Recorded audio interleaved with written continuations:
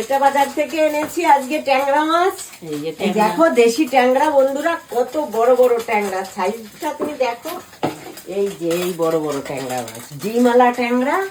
এই ট্যাংরা মাছটা আমি আজকে রান্না করব বেগুন দিয়ে বড়ি দিয়ে। এই বড়িটা আগে ভেজে নেব। এই যে এই বড়ি কি নিজেদের দেওয়া বড়ি না কেনা বড়ি? এটা আমার নিজের হাতের দেওয়া বড়ি। এটা মা নিজের হাতের দেওয়া বড়ি। এখন আর বড়ি দিতে পারে না, যেহেতু ছাদে টিন হয়ে গেছে, আমাদের শেড হয়ে গেছে। কড়াই গরম হয়ে গেছে, এখন কড়াইতে আমি সরষের তেল দিয়ে দিলাম। না মাছ ভাজছে, বেগুন ভাজছে। ও আচ্ছা, মাছ ভাজবে।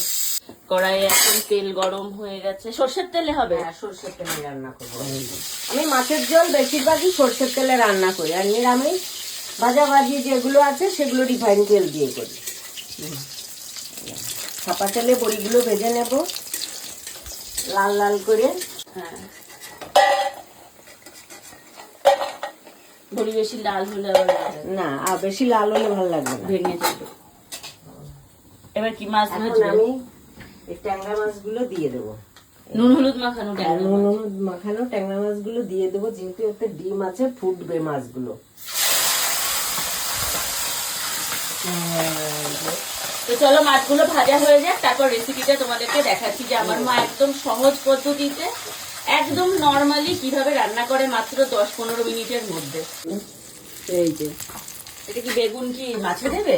ট্যাংরা মাছে? হ্যাঁ, ট্যাংরা মাছে বেগুন আর বড়ি দিয়ে ঝোল করব।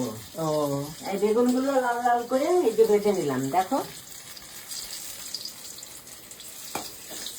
ভেজে আলাদা পাত্রে রেখে দেবো, বেগুনগুলোকে ঝোলের উপরে দেবো।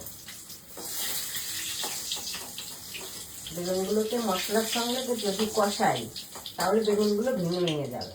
বেগুনগুলো, ভাজা বেগুনগুলোকে যে আমি একদম সুন্দর করে ভেজে নিলাম। ভাজা বেগুনগুলোকে আমি এখন রেখে দিলাম, দিয়ে কড়াইতে তেল আছে? হ্যাঁ, কড়াইতে তেল আছে, এর ভিতরে আমি আর একটু তেল দিয়ে দেবো। আরো তেল লাগবে রান্নায়? হ্যাঁ, আর একটু তেল দেবো, না হলে তেল তেলে ব্যাপারটা আসবে না। এর ভিতরে দুটো কি দিলে? কালো জিরে? হ্যাঁ, কালো জিরে ফোড়ন দিলাম। আমি এই মাছের ঝোলে কাঁচা লঙ্কা বাটা দেবো। ও, মা এই যে কাঁচা লঙ্কা পেস্ট করে হ্যাঁ, নিয়েছে। কাঁচা লঙ্কা মিক্সি মেশিনে পেস্ট করে নিয়েছি। এর ভিতরে দেবো এখন কাঁচা লঙ্কা বাটা, আর দেবো জিরের গুঁড়ো,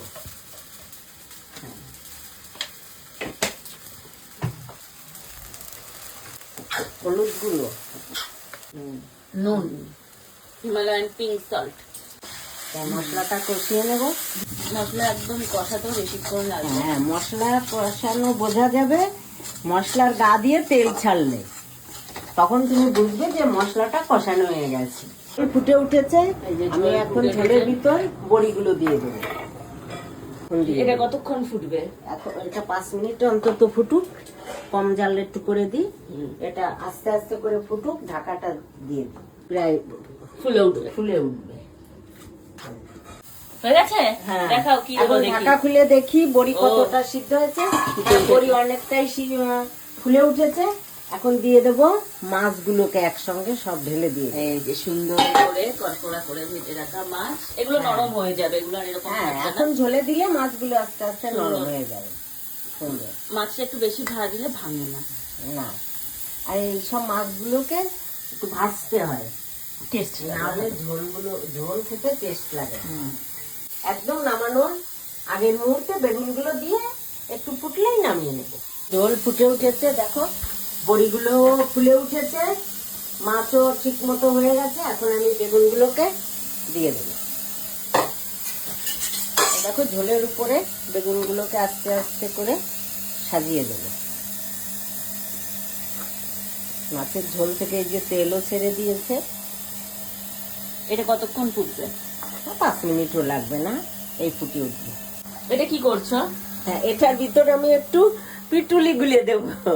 এটা কি? যেটা দিলে ঝোলটা বেশ জল জলে ভাবটা থাকবে না, বেশ মানে আঠালো জল ভাবটা কাটাটা। আসবে ঝোলে। এটা কি কি ময়দা না আটা? ময়দা, একটু ময়দার গুঁড়ো গুলে দিই। অনেকে এটাকে আটাও আমরা দেয়। পিটুলি বলি। চালের গুঁড়োও দেওয়া যায়, ময়দার গুঁড়ো থাকলে ময়দার গুঁড়োই দিয়েছি। এখন ময়দাটা আমার- তবে না ইউজ হ্যাঁ, করাই চালের ভালো। গুঁড়ো নেই, তার মানে বিকল্প হিসেবে একটু ময়দার গুঁড়ো দিলাম।